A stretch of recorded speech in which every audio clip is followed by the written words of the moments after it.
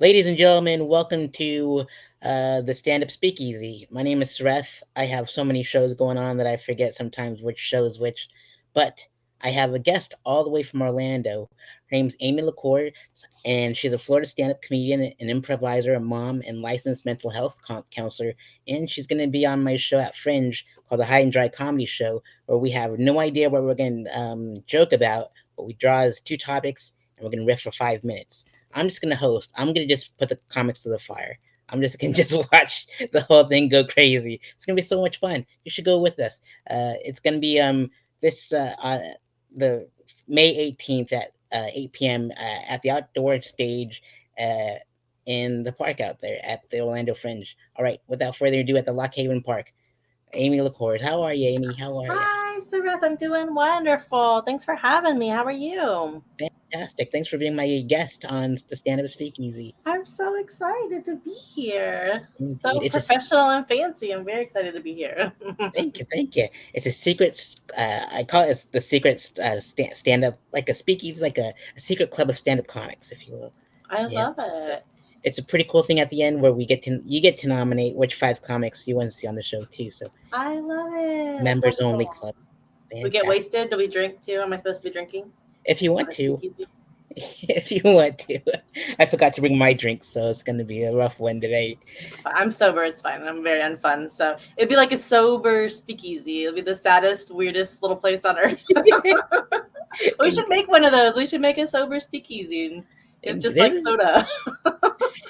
club soda and everything. There's like there's this like a sober bar like in Flagler Beach. I should start going there. It seems like fun. Is there? Like Hmm. they have like the fancy little drinks and stuff? I think so. Yep, I would and they love make that. virgin mojitos or something. I don't know. Oh, I would love that. When I went to can I talk about what I want or do you want to ask me a question first? Go for what you want. Um, Or you yeah. know Niffer, right? Yep. She does hot mic and she had a show where they had mocktails and all the mocktails were named after women in comedy. So I had the Lucille Ball, and it was just so wonderful and such a treat because usually all the comedy shows are all booze, and I've been sober for like 3 years, so it was just a nice treat. It was awesome. It was really Heck nice. yeah. Mocktails. I love that name. Hmm. Awesome. So you're a stand-up comedian. What got you into stand-up comedy?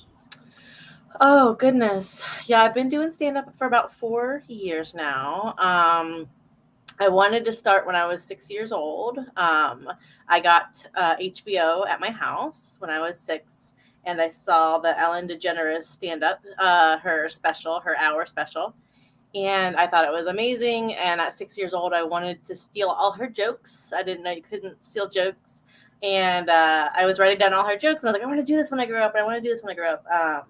And then I was just obsessed with comedy for, yeah, like I don't know, a million more years. So um, as far as, but I didn't like know that you could like just like do open mics and stuff like that. So like I didn't start until I'm 40 now. I'm almost 41. I started, yeah, about 36, 37. Um, I didn't know that you could like go to open mics. I didn't know you could like just like get good at comedy or get, you know what I'm saying? Like I didn't know that. So I started improv at SAC about 8 years ago, and then there was like different jams and stuff like that. And then I heard about the open mics and started going to those. And then I went to Carmen's class at the improv, and yeah, that's the rest is history. Now I'm obsessed, and I can never quit, and it's a real problem. Dang, that's awesome. I remember, like, I'm 40 years old too, so I remember when Ellen had her sitcom on ABC, and yep, Yes, and her show on NBC back in Colorado was on NBC. So like her talk show, I'm like, right. oh, this is good stuff. I've never Yeah, seen any of her specials though, believe it or not, because I never had cable growing up. I don't have streaming services. I'm just like, I think they still hold up. I think like I know people aren't on the Ellen train after all the stuff that went down as far as like with her show and stuff, but like I feel like her stuff is really like it's kind of like Seinfeldian, right? Like they had the same kind of style where it was like clean comedy, and again being a 6 year old and making a 6 year old laugh, like that's not easy to do, and be able to like be funny with like lots of different people and stuff like that. So yeah, her show was good too, and she came out and like her career went down the tubes for a lot of years because of that. So I don't know. Yeah, like it was just really inspiring as a kid, and then I think everything she's done has been really cool. So, how about you? What made you start comedy? I never even asked you that. We've never talked about that, even though I've Oh, seen you a million years. indeed. Well, I grew up like John Leguizamo. His one person shows would just get me excited. Like I saw Manny the Fanny when he was dressed as a lady, and then he would go and Yes. be Tu Wong Fu, and I was like, this is just like amazing. And then I caught like Martin Lawrence and everything like that, and Eddie Murphy Raw, and I'm like, gosh, they can say that on stage and not get in trouble. And Yeah. And like, just be wild and be so themselves. It's so true. I forgot about Martin. Dude, Martin's stand up was so good. He's everything Martin did was amazing. All his shows still like are hilarious if you go back and watch Martin. They're still funny today, even though it's been like 20 years or whatever. yep. And so those, and that's why I'm such a dirty comic when I did stand up. It's like, when you saw me at the Nog, it's like, golly. It's so funny because you're so sweet and nice in real life, and then you go up there and you're a different character, and it's amazing and funny and strange and unexpected. So that's awesome. I love it. Indeed. I love the Nog. It's just like, you can just get away with a lot of things, like 98% of the things that you can't say in other scenes. I And love you it. just go beast mode and have fun. I love it. I always come away from the Nog inspired because it's just like you never know what you're gonna see. It's theater, it's art. It's like everybody's just like being themselves. There's nobody like being there's no pissing contests. It's just like out of anywhere that I've been in, like, Florida, I was always welcomed. I was never treated like an old lady or like a lady comic or anything like that. I've always been treated just like, oh, hey, you want to go up? Hey, you know what I mean? I just love it there too. It's just such a magical space, and I'm thankful for it because I don't think if I had just stayed in some of the rooms maybe around Orlando, I might have not kept on going because people weren't always nice. So Daytona is always nice to me, and I'm really thankful. And the Nog is always wonderful to me. And it's such a joy to see you there, and like you always hug us, and it's like we're a big old happy family there. And even though we're like compared to like drug dealers and serial killers and stuff, and I'm like, I love it. well, that's your opinion, dude. And they don't see that we're like the cool monsters. I love it. Well, I grew up in South Orlando, and I grew up in a really poor like neighborhood, and all my brother's friends were into metal, and we were all into drugs and drinking from the time we were young, like 12 and stuff like that. So it feels like home to me. It feels like Florida home. There's a real Florida specific, like wild feel about Daytona itself and the Nog, but it's still a real thing. It's like where you stand. It's like, yeah, I could get murdered, but I know who I'd get murdered by. You know what I mean? I don't and they'd know. have It's to it's so they'd have to nice. get Like I through feel a lot. comfortable at home. Indeed. And they'd have to get through a lot of comics to get to you though, because like we're gonna stick up for you. It's like try getting through Kevin and Andre, and then you got to deal with True. me and It's all true. that stuff. Every time I get out of my car at the Nog, I sing a little song. And a little song is like, please don't kill me, please don't kill me. And then it works. Knock on wood, I've never been killed. So I have a little song. It's fine. Indeed.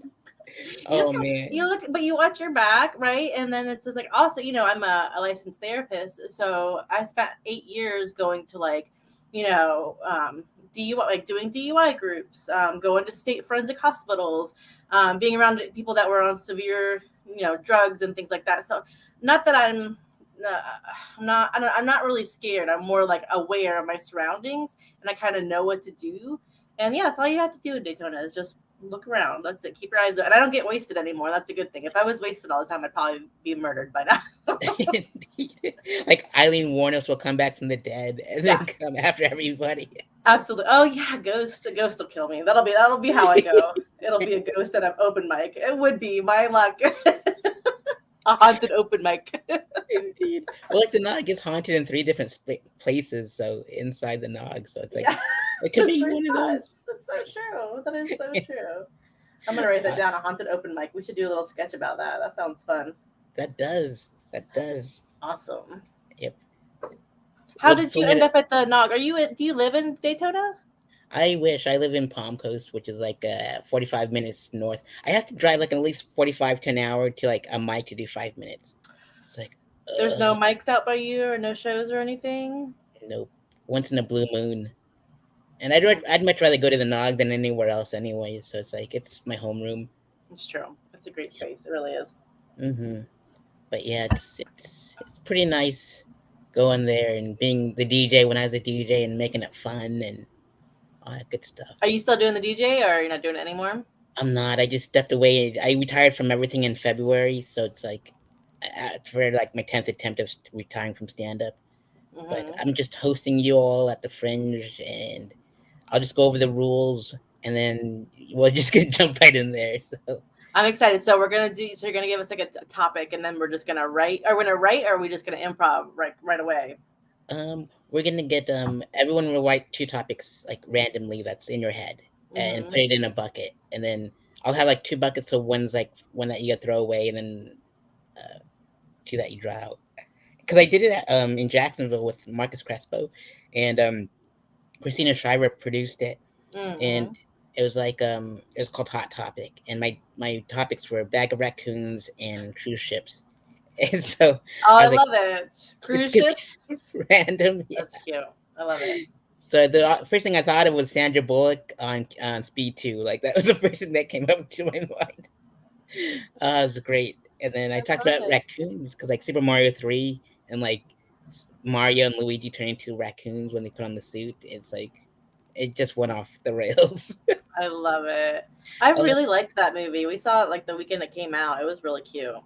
ah, it's a good one. I saw it on IMAX and it was just like packed out. I was We like, did this is too. cool.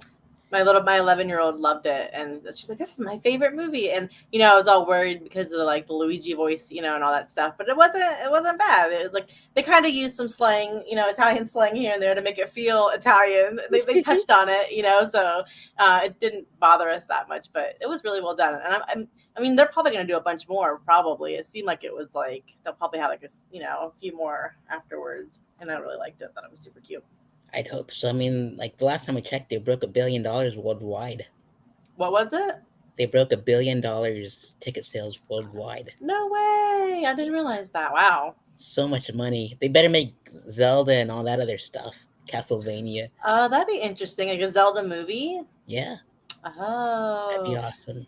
that'd be interesting. I know. Are you gonna play the new one that's coming out on Friday? Which one? They have a new Zelda coming out. Oh, actually, I haven't played video games since the PlayStation 2, so I am Oh, out of the loop. yeah, that's a big one. They haven't released one. I don't. I think it's been. I don't know. I don't want to misspeak, but my husband and my daughter they play it. So they're very excited about it.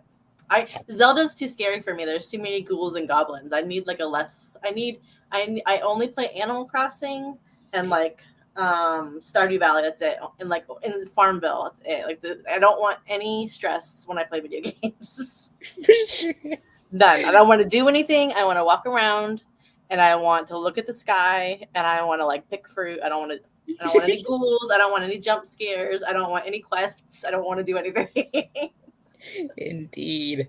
That's why I play Cubert. Like, I'm just gonna like a snake attack me or whatever. I'm just gonna jump on some squares. Just Yes, that would be cute. I don't think I've ever played Cubert. Is that on Nintendo or was that on Super Nintendo? it was on Nintendo. There's arcade games. There's like I have like the highest score in Chicago and like Denver Nice.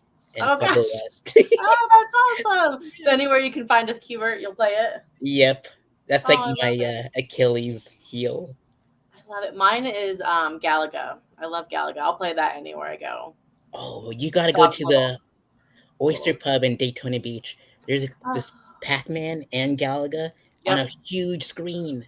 It's massive. Oh, I will Yeah, go. I love yeah. that. On a bit, that would be so fun. Yeah, it's my favorite. I played that when I was a kid for hours and hours and hours, and I just love it. It's just like so simple, and it's not scary. And again, you don't do much. I like not doing much. Indeed. I love it. Perfect because you mentioned that you were an improviser at SAC, and so what was that comedy class like?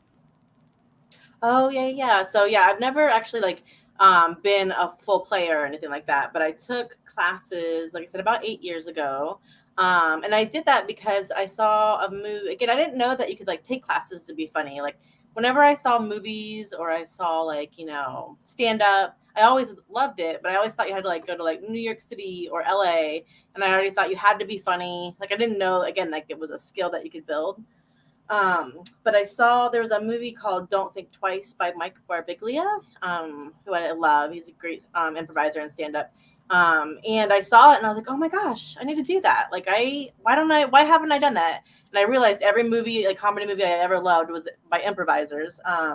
So I Googled, local theaters or whatever, local improvised spots, and then went to SAC, and I went through level like 1 through 4. And then I also did like some like musical classes, and then there was like a woman's class, and it was wonderful because I met all my best friends, like all my best like friends that I'm with now that I do stuff with, comedy wise. I met there.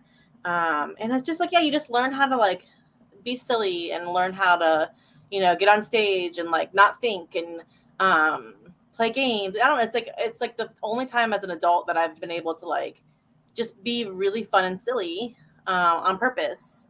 And it changed my life.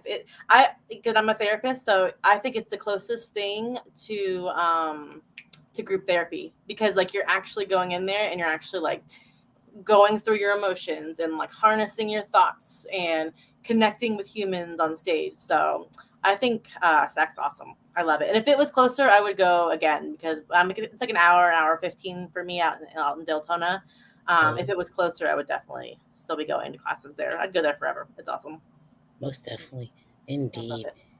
So you're a mom, and so what's like being a mom like with playing video games with the kids and all that good stuff? Oh.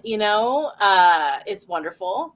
And it's like she's 11 now, so it's a time where like she makes jokes and she's funny and she's hilarious, and she likes fun stuff. Like she likes there's a girl called Melanie Martinez, and she's an artist, or a musical pop artist, and we're gonna go see. We got tickets for that. We're gonna go down to Tampa to see Melanie. She just likes cool stuff, like, and it's funny because she's wearing like all 90s clothes, and I'm from the 90s, so she wears baggy jeans and she wears Converse, and yeah, she's just cool. The baby years are really hard because you don't sleep a lot, and then these years, they're just cool and fun, and it's like they're hard in a way where like you don't want to mess it up. Like you feel like these are like those pivotal years. Like if I'm an asshole or like I die right now, it's gonna fuck her up. You know what I mean? But they're fun years because you really get to know them, and they get to become humans and stuff like that. So it's great. I'm thankful for her. I'm glad I have one. I wouldn't want more than one. Good stuff. Yeah, Yeah. it's being in the '90s in Tampa. Like I'm going to the Wu-Tang, Nas, and De La Soul concert in Tampa. It's No gonna be so way. much fun. Oh Yeah. my gosh. When is that? September something, like late this September, but it's Oh gonna be my at a gosh. pool at the Hard Rock, so it's gonna be 11 in the afternoon. I'm like, oh, this is not. Oh, this is just gonna be. It's because we're old. Like all of none of everybody that we want to see wants to go to bed by like 5 p.m. Yep. I love that. When I was in St. Louis, like last month, I saw that there is a Wu Tang vegan restaurant in St. Louis. What? I know. I think is it RZA? I think it's RZA's restaurant, and it looks amazing. I couldn't go because I had to work, and it was like outside of where I was staying. But I was like, oh, that's cool. I didn't know they had a restaurant. I'll have to get you the name of it. Awesome. I'll definitely have to go there and say hello to Nelly and everybody else over there. Yes, I love it. Are you gonna stay down there for the weekend, or are you just gonna drive for the night? We're gonna stay there, go the night before, so that way we can be rested up and everything. I'm actually Nice. taking Randy, the owner of the Nog, there because he always goes to We Tank concerts with me. So he's such a cool dude. Oh, nice. We That's go to so. horror conventions together. It's awesome. Oh, that's cool. Are you gonna go to the Spookula one coming up? Yeah, we always go to that one. He goes to Spooky Empire too, but I'm like, that's just too big for me. I'm just like, Spookala is just like the coolest thing. It's like, it's Mick Foley's gonna be there from wrestling, so it's gonna be so much fun. So. Yeah, Rainn Wilson I saw is gonna be there from The Office. It's a Oh, good year. There's a lot of people gonna be there. It looks like a really good thing. And my little girl loves stuff like that. Like she loves anime, and she likes a lot of stuff like that. So I'll probably take her to MegaCon one year because all the anime that ends up at them as well. see if you can be a comic on the Geeks of Comedy sometime. That's right. Doesn't There's a couple people that do that. There's the Daytona peeps do the improv sometimes, right? Yep, Random Acts of Insanity. That's Yeah. right. Yeah, That's right. And then I know the stand-up people. I know Kevin White and all them, and I know Marcus Crespo and all them that do it. It looks pretty cool. Like it always looks like it gets packed out, and people really love it. indeed.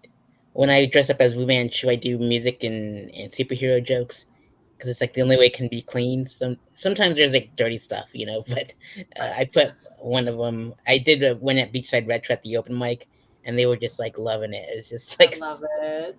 That's so fun. How'd you come up with your character? it was accidental because I was living in Los Angeles and I met like the majority of the Wu-Tang Clan, and like my friends at the time were like, "Hey, I don't know what I'm gonna be for Halloween. Like, you should be a Wu Man." Like, and I'm like, "That sounds too much like a woman. How about Wu Manchu?" And I'm like, "That sounds fine." And like a punk band like Fu Manchu, so it's like I that love works. it. That's so fun. Yeah. That's awesome. And then it stuck, so I'm stuck with it. So it's awesome. Perfect. That's you. That's Yeah, Sareth. Love indeed, the Wu. Yeah, it. but I love it. yeah. So you're a licensed mental health counselor. What got you into mental health, being a mental health counselor? Yeah, so let's see. I was around 12, and my brother had a lot of mental health stuff going on. And so we all went to family therapy. And I remember going to it. And like after we had our first session, I was like, I want to do that. Like, I want to talk for a living, I want to help people for a living. So yeah, so from the time I was 12, I was like, going to be a therapist, or back then I thought I might want to be a psychiatrist. But I didn't really know what that meant. Like, a psychiatrist is someone that just gives medicine. They don't really talk to anybody. So went to college. I went to UCF and got my undergrad in psychology. And then I got my master's in mental health counseling. And then I got licensed. And then I worked at Lakeside. You know where Lakeside? No, probably not. Lakeside's like it's a community mental health center here, or what's in Orlando, and it's mostly low income Medicaid based population. And yeah, I did that for like 8 years, and I loved it. It was awesome. It was I had, like I said, a DUI group. I'd go to the state hospitals and help people there. And my main clients were usually individuals with like schizophrenia, bipolar, depression, substance use, and stuff like that. And yeah, just like one of my hyperfixations. I love the brain. I love being able to help people. I love like just being able to like, yeah, have people use their emotions to figure out why they are the way they are and how they can get better and all that kind of stuff. So, but now I don't do direct care anymore. I do training for therapists. I create like trainings for other therapists on mental health and cultural health and all that kind of stuff. So Wow, still I obsessed thought with it, but I don't do like face to face therapy anymore. indeed. I thought I was a superhero. You're the superhero. Oh, yeah. I mean, it was like back in the day. Like, if the thing is, I would have stayed in that field. I would have been a therapist forever. But community mental health, I only made like $11 an hour with a master's degree, and it was impossible. I couldn't do it. So that's why I work for like a corporation now, which I do love. And then I tried doing private practice for a while too. But when you have a kid, it's like you don't have a whole lot of time to build a business and build a client base, and there's a lot of liability. So I don't know, maybe one day I might go back and be a therapist again, or maybe do therapy part-time. But right now I have a really nice job, and I want to do my comedy, and I want to be a mom, and there's a lot of things I want to do. I can't work 60 hours a week on a business, you know what I mean? So I'm thankful for the job that I have for now. Most definitely. And a lot of comedians need a lot of help with their mental health, and I've been that's why I stepped away because like this just I mean, I needed to like I started journaling after I left or before I started to leave, and it was just like I just unleashed all my angels and demons in a journal, like two of them now, and like my autobiography is like over 300 pages. Like, good Good lord, for I didn't know I got you. all that. So it's like, You're so good at that, Sareth. You're so good at like getting your emotions out and expressing yourself and do, but at the same time, it can be a lot, right? Like when you commit to doing too much, then you have to like step back too, because your mental health can't take that all the time too. So it's got to be like that balance for sure. indeed. So I'm writing and reading a book like along with it. So it's like it's good stuff. Good Yep, job. I love the, that. the book I want I'm to do reading. a podcast for comedians. I want to do a podcast, like, you can call it like "What's Wrong with You" or something. And comedians, they do their sets, and then I diagnose them after their sets and give them like, like, hey, Sareth, why do you talk about this so much? I'd be nice about it, and it wouldn't be real therapy because that's not ethical, but like an improv based thing with my therapy stuff, but with comedians, I think that would be so fun. Oh, I have so many, all those dirty jokes. It's like they come from a real place. It's just like I can't help it. It's just my misadventures. Like, let's dig deeper. What is it? Or like, some people who always talk about like their mom. Like, okay, like why do you talk so much about your mom? Tell me about your. It'd have to be with someone that trusted me, or people that trusted me, and people that feel comfortable with their emotions. Because some comedians aren't. Like, some comedians will not talk about their emotions. When they should, because it's funny. Like, I wasn't expecting so many comedians to be so sad. Right? Like, so many comedians I know. I thought, oh, it's gonna be so fun. We're gonna be chit chatting about comedy, and then you go to the open mics, and I'm like, well, why is everybody so bummed out here? But Yeah. it's very interesting. It's very, That very interesting.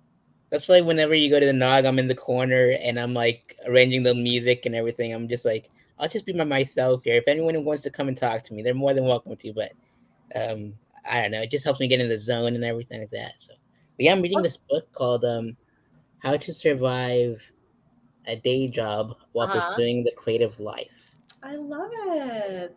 and it's like a bunch of like people like Sir Ian McKellen has a thing, and Tom Cruise and Clive Barker and Stephen King. They all put like their like some excerpts in there. And it's by Joel Eisenberg. So if you ever get the chance, recommend the book. What do they say? Do they give you a tip on how you do it? Yep, from different vantage points and everything, from different points of views, and it's just like it's amazing. It's like so many, especially like Stephen King and like the way he puts it, because he has a book called On Writing, and it's just like he's like, wow, this is on point. It's like, but yeah, I kind of stole it from Clive when I was with him out in L.A. But I borrowed it and I forgot to give it back before I moved it back to Colorado. So I'm like, oh well, I guess I'm stuck with this book. Oh, I love it. It Yeah. is, and that's the thing. It's like it's not always easy to like just quit everything and pursue your dreams, right? You have to have a day job. So it's like, how do you do that? How do you have a job and still do the things that you want to do? And especially as you get older, I don't know about you, but like being like 40, 41, it's the energy. It's like I have more time than I did in the past, but I have way less energy. So it's like my creative energy, if I don't use it when I have it, it's gone, and then I'm exhausted. So being able to like organize that, especially as you get older, like it's hard. It's really hard. Indeed. Yep. And this is like that movie, This Is 40. It's so true.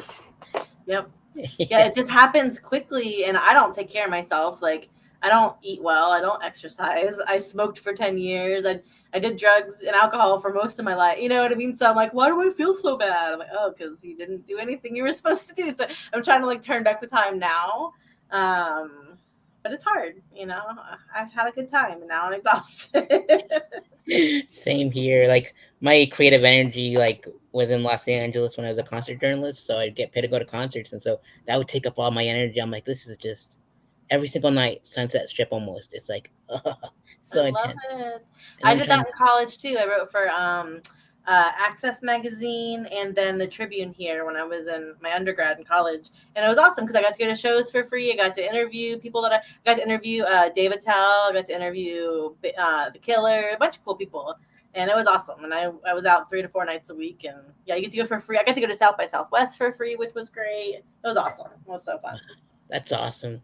David Tell, the comics comic. I love the guy. He was so nice. It was a phone interview, and the first question I asked him, I was like, "What questions do you hate being asked?" That's always the question I usually ask, and it made him laugh right out the gate. And then he's like, "I don't know," and he was just super super nice, and like he's a little like scary, especially back then. Like I feel like he was like he is a big star still, but I was really nervous, and he was just wonderful, and just like yeah, we talked for like 35 minutes, and he was just lovely. It was great.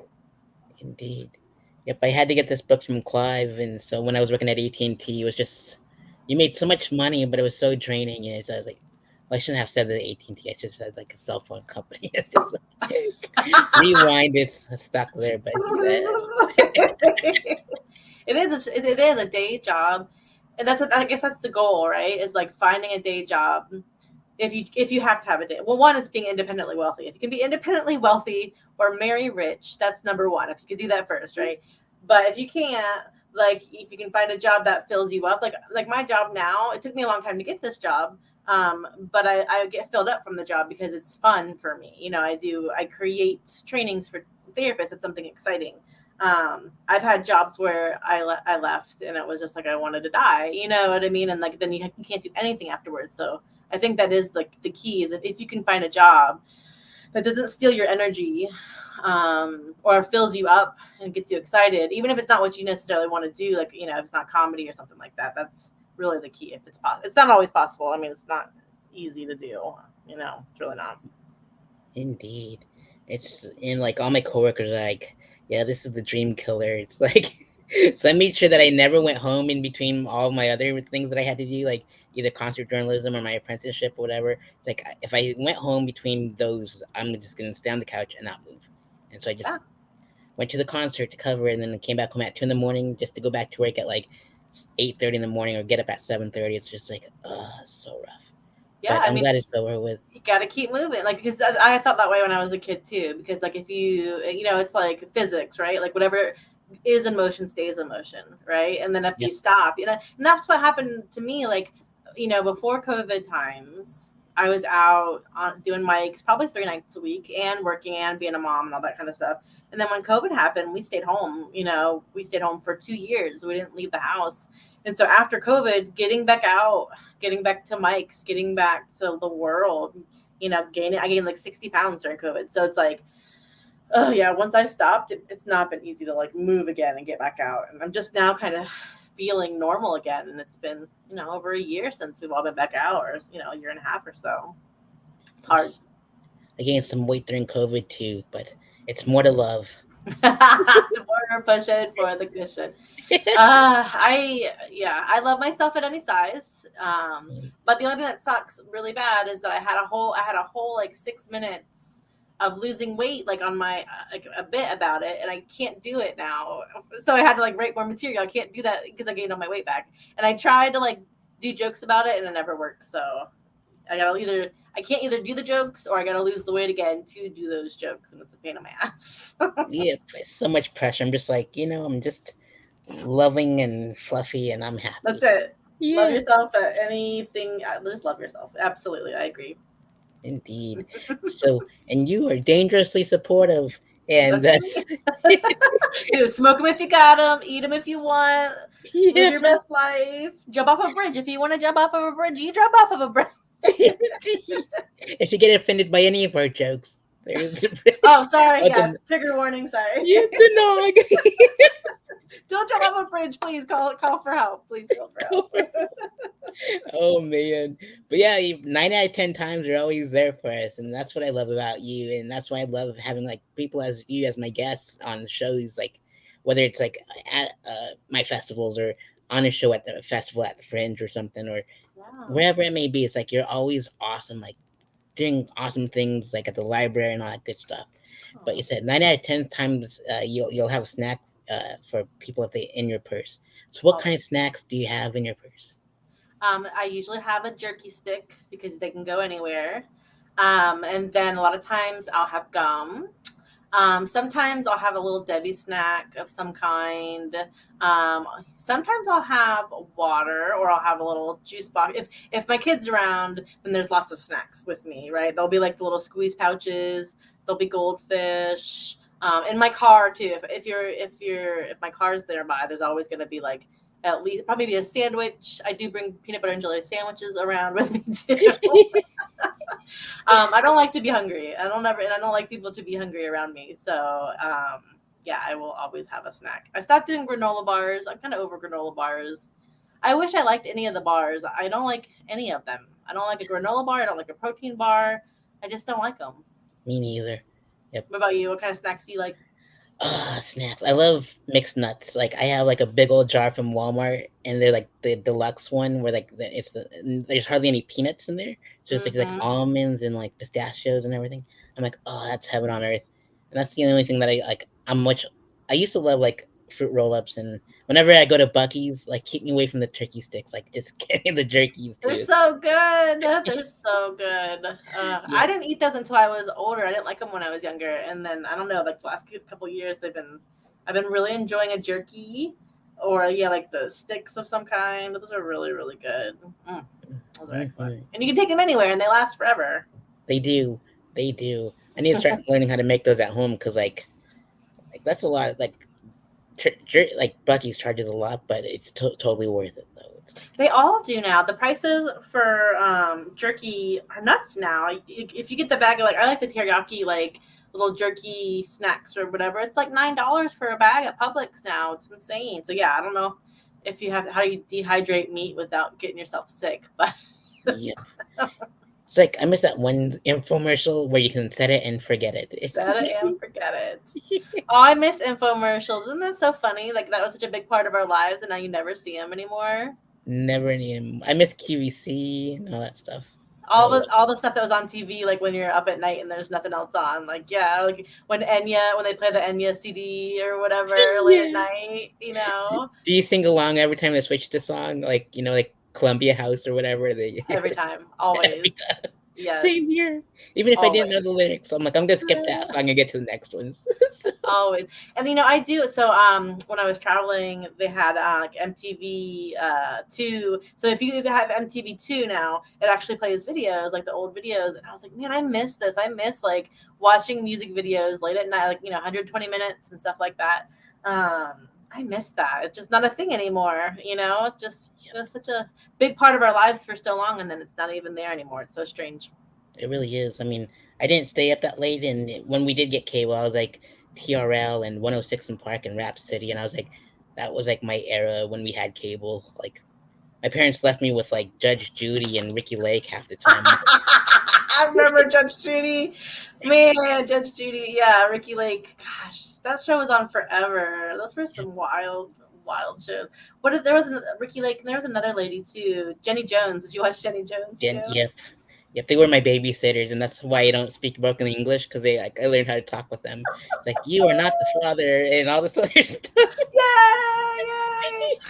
That was wild. Yeah, the TV raised me too. I watched a lot of TV growing up. That's so funny. Such a Right. big part of our lives. And what made me mad growing up, like, and I didn't know it, I was so addicted to like all the judge shows, like Judge Mathis and everything, that I Yeah. thought all these like cases were real, and they weren't. And I'm like, the People's Court was fake. I was like, I was so mad when I found So out. they're totally fake. I thought they were like staged, but they're fake fake. I think so. I mean, they Oh have to. no, I didn't I know they know. were all fake. I thought there was like some like extra stuff going on, but I didn't know they were fake. They're all actors. Yep, they're all actors. I know. It's like when I found out that wrestling was fake. Yeah, but it's not because people get bruises and stuff. But when people told me, yeah, this is predetermined, I was like, you jerk, you stole my sunshine. I'm gonna go listen to Len now.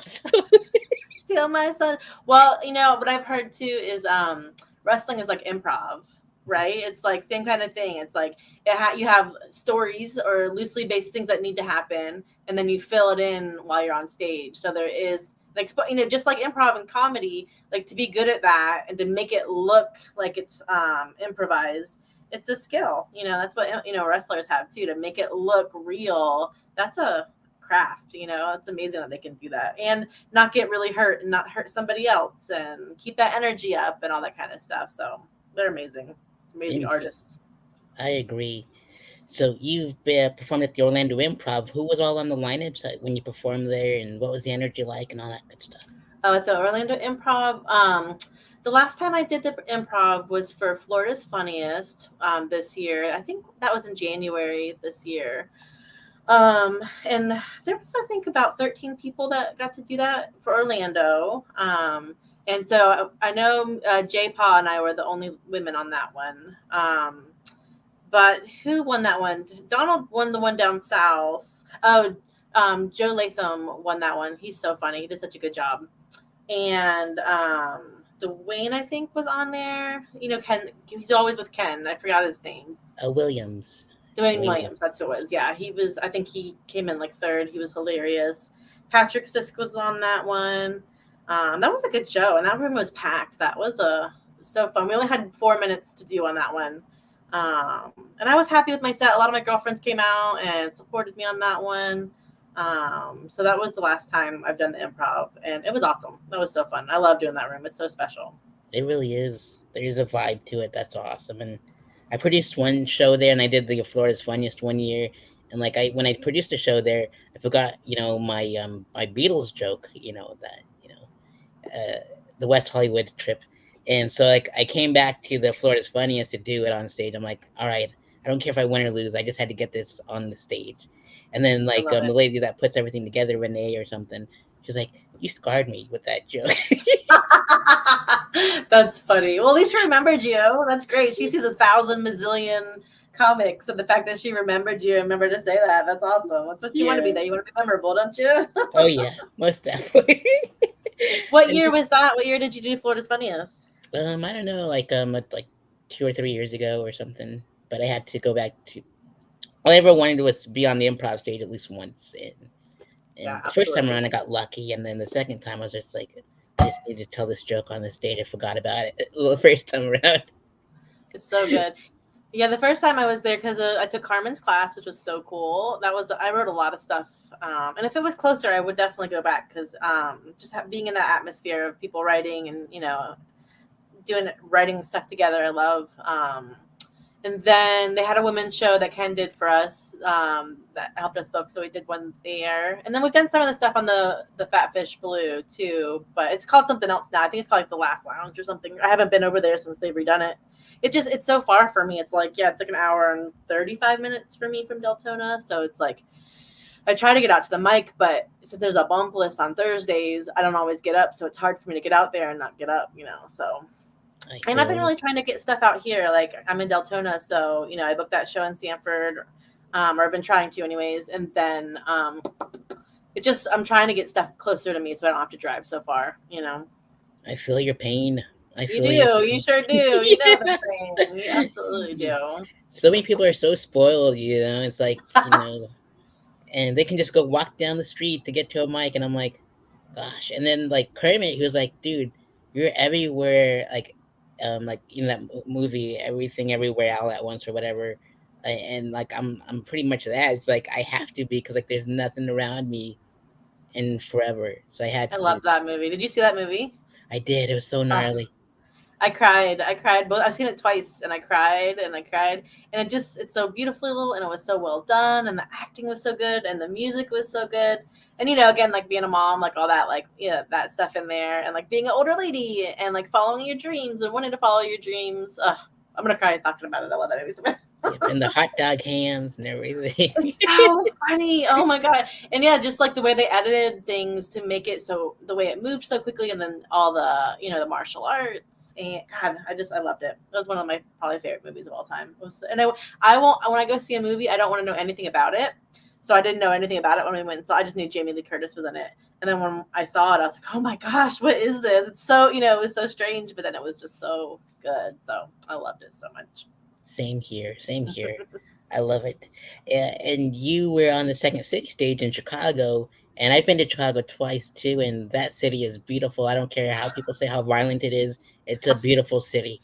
It's I like love it. Daytona. It's you got to take the good with the bad. You Yep. know what I mean? It's violent and absolutely gorgeous. Like I love Chicago.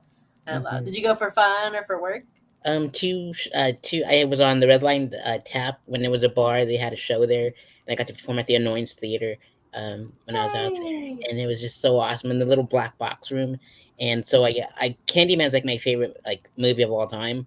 And Mm-hmm. so and Billy Myers the third, he put like a Cabrini Green, and then he put all the Rampage characters from Rampage, like the lizard and the gorilla and stuff, onto the building and like smashing it and stuff. It's so cool. That's awesome. Yeah, I love me and it. our retro games with Cuba and Galaga, so it's like I had to throw it Yeah, out there. I love it. No, yeah, Yeah. Chicago's great. I used to have to go for my job quarterly. So whenever I would go, I would always try to go to an open mic if I could or some kind of show. And then, yeah, for Second City, I think it was a year ago now. Yeah, it's been about a year. I was with a group called Subject to Change, an improv group, and we applied to the comedy festival there. It was called like the World Expo Comedy Festival or whatever.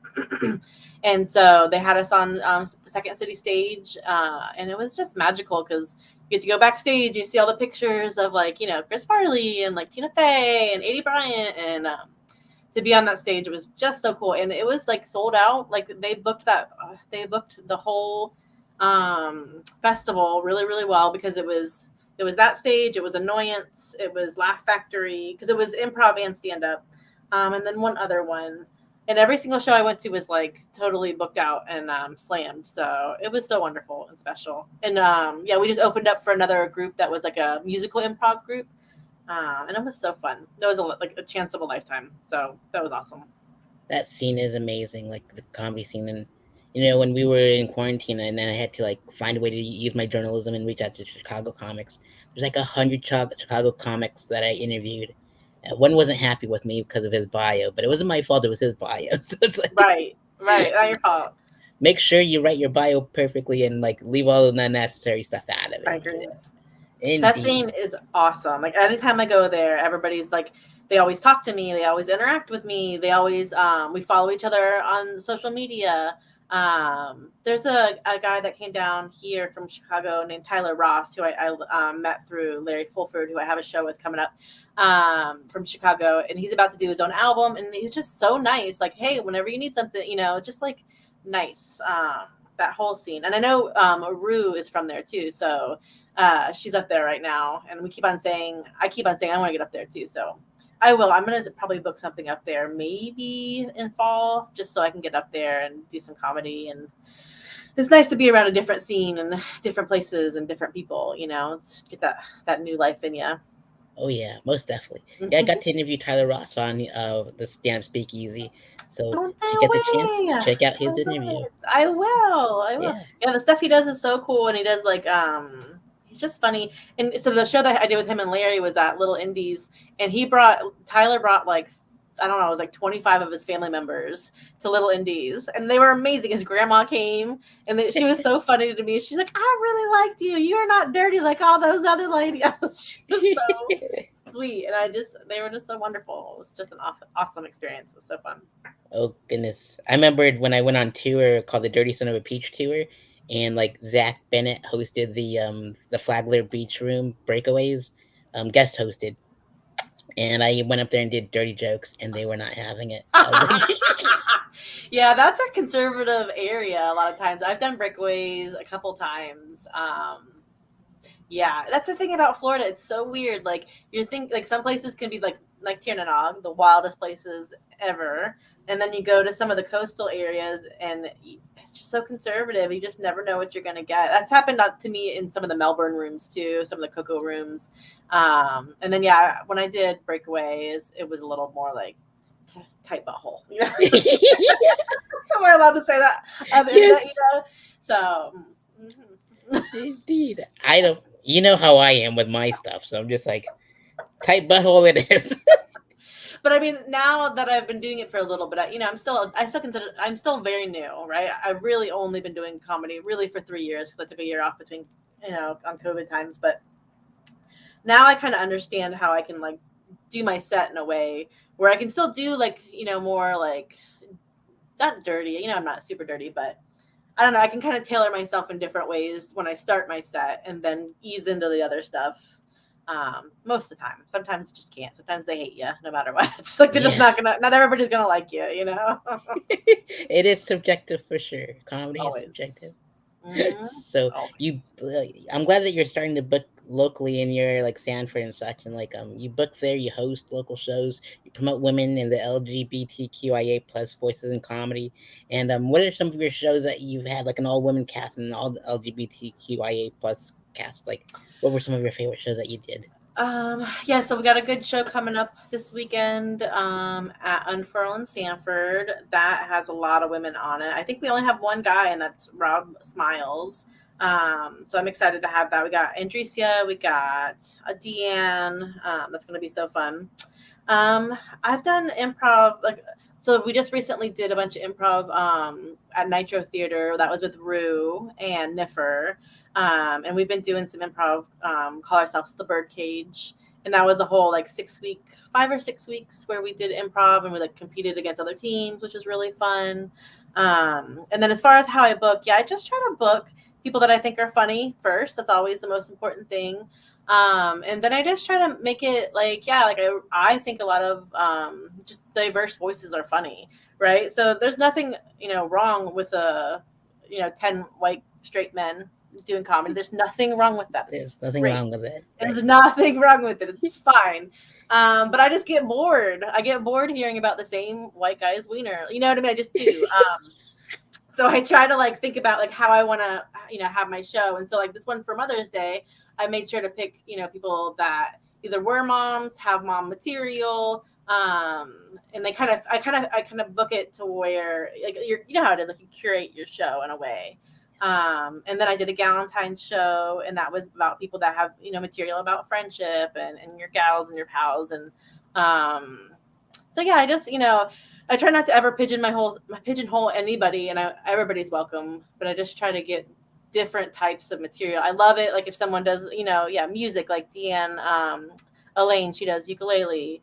I love like Scott Hooker who does his ukulele. Like I love having a show that has different stuff. Like I love Rue's show, the Silly Geese show, because she always has like improv and she has stand up, and then she'll have a music guest. Like I like a variety.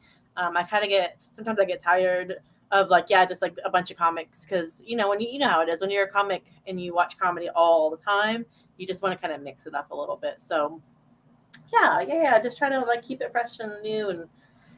And next, the one on Father's Day we're doing is going to be more improv based, and yeah, a little bit more improv because I like mixing it up. So yeah. Awesome, good stuff.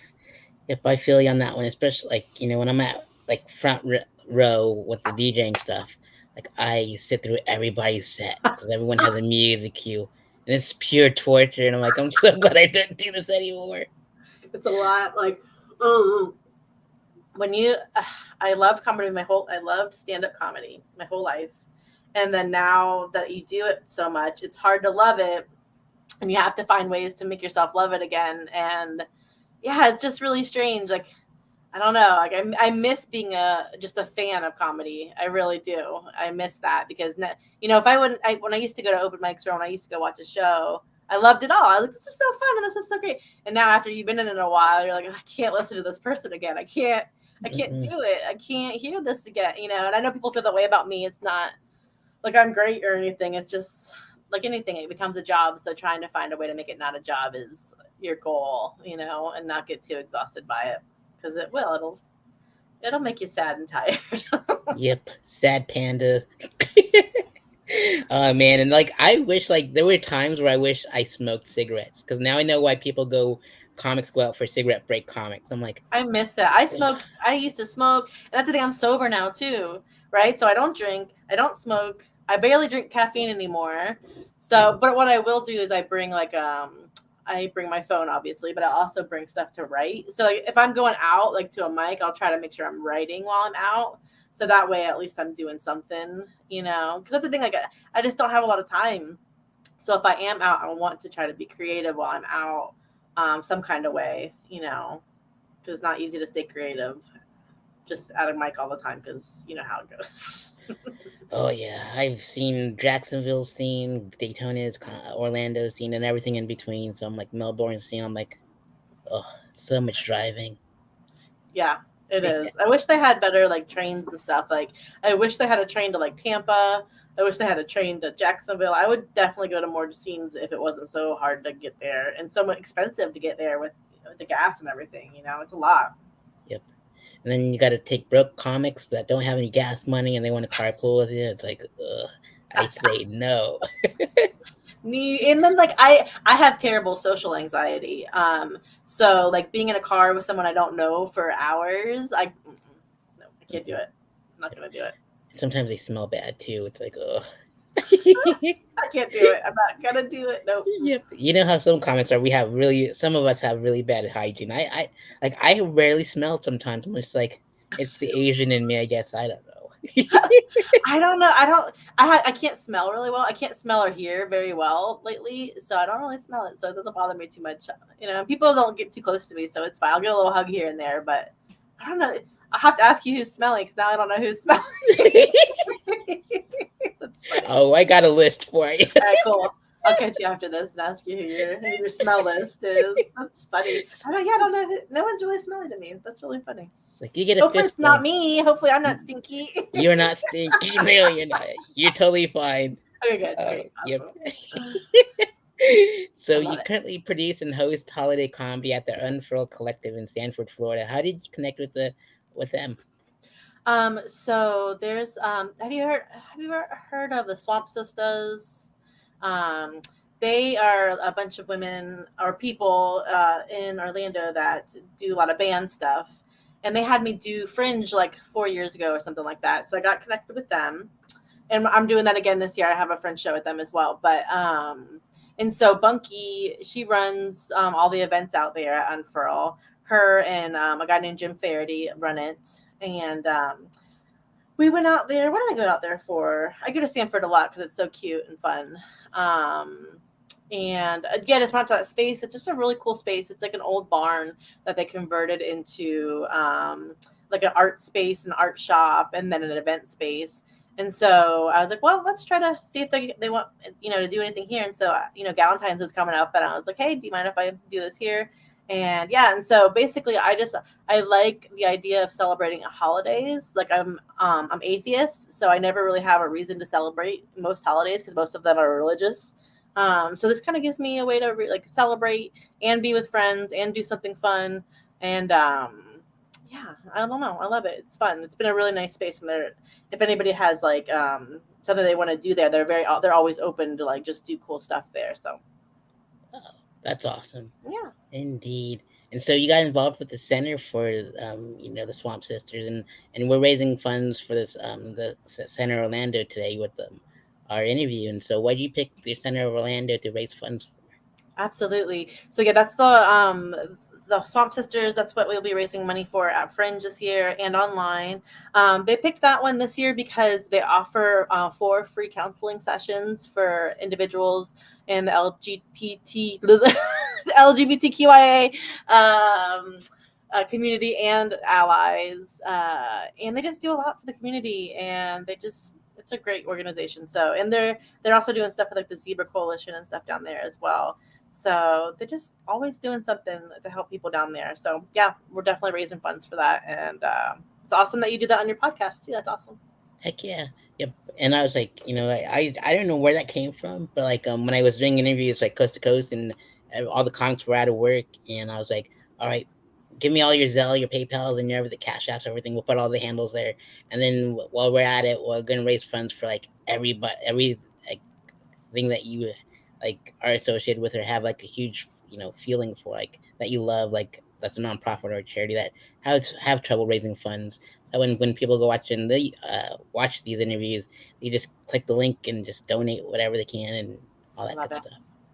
I love it. You're always doing cool stuff, and appreciate all that you do and all the support. And again, like when I first started, you were one of the comedians that were nice to me, very like from like you've always been kind and nice to me. I never had to like worry about like if I see you at a show or at a mic, I know that I can always say hi to you and always chit chat with you. And that's not the same for everybody. So thank you for always being kind to me. Oh, you're very welcome. Mhm. It's a tough place. We all have our secret battles. You gotta be nice to everybody. But I get it. Some comics have like jaded lives, and like they're not. And like you said, a lot of them can be like very open, but a lot of them are just like sad pandas. But Or they're not there to like, it's okay. Now that I've learned about the scene more, again, it's like people are there to work, right? It's just like when you go to like a day job, not everybody's there to hang out, not everybody's there to chit chat. It's not a party for everybody, right? So it took me a while to understand that. And now that I know that, I treat it like that too. I'm like, I'm here to work. I'm here to learn and do better at my comedy. And then I know I can talk to this person or hang out with this person. I'm not here to make friends all the time. Like when you first start comedy, like, oh, I'm going to make all these friends. That's not what it's about. It's about getting better at your craft. So it just took me a long time to understand that. So I don't have like animosity towards people that are like that, but it just took me a long time to know, oh, no, everybody doesn't hate me. They're working, yeah, like they're there doing their job. So it took they me a gotta while. memorize their sets, and then when they bomb, they kind of get mad at you too. And it's like, holy moly, this has a lot of emotions. It is, and like putting yourself out there and really like understanding all the ins and outs.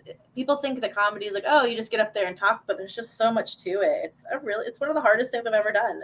And I've been doing it, like I said, really 3 years, and I only have like 13 minutes of material. You know what I mean? So it's like it takes a really long time. It just takes a long time to be good at it, anyways. For most people, I mean, some people are good at it right away, but I'm not. I wasn't. I'm still not. It takes me a long time. Yep. And I have a lisp sometimes, and like your joke whenever you talk about it, it's like, well, not me, but like lisp in general. I was like, you're right. I think I do. I do. And mine will come and go, and then I overcorrect. And I also I'm pretty sure I don't have it diagnosed, but I am a therapist, so I can diagnose myself. I'm pretty sure I have ADHD as well.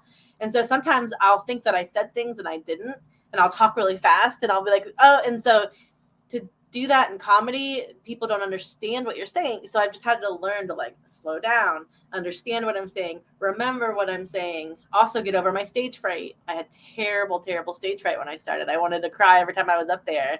I almost passed out a few times, and then I'd drink more. I'd get really wasted and then be even worse and forget my jokes. So it's just a lot too. I love it. I mean, I'm obsessed with it. I'll never quit, but it's really hard. It's very, very hard.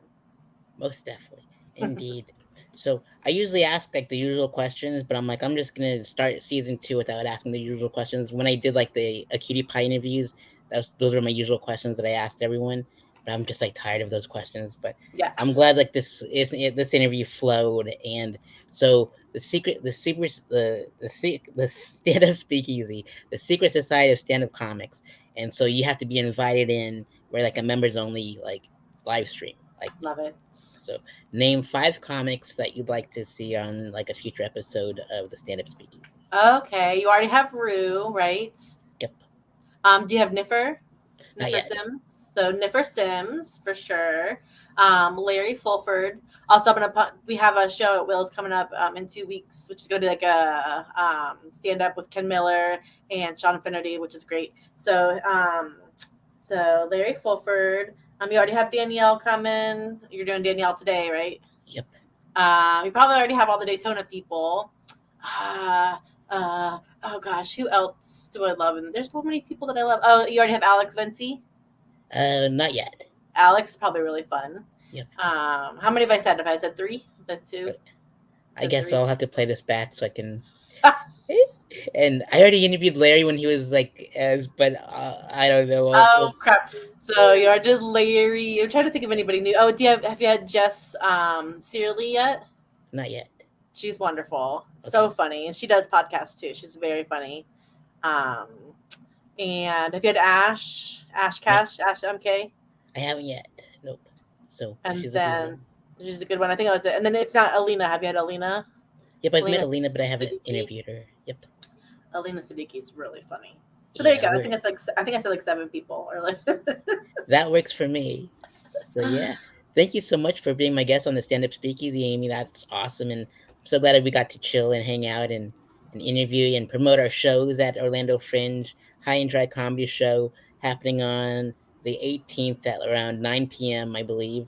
This it's in my link tree below in case I got the dates wrong, but all our future shows are in our link trees below. So come see us at a show near you and follow Amy and donate to the center and all that good stuff. So, any final words you'd like to give out to the audience, Amy?